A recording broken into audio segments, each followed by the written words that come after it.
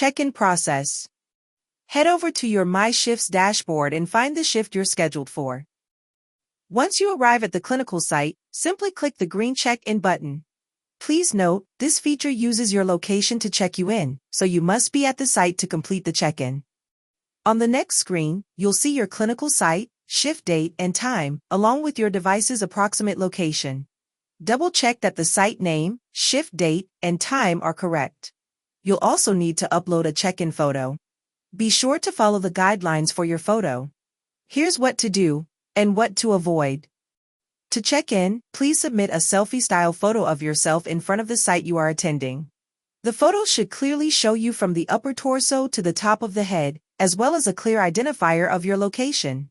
Your check-in photo should not include any patients or patient information, including, but not limited to, patients, staff, hospital rooms, vital signs, room assignment boards, etc. Your check-in image will be used to confirm attendance and ensure uniform compliance.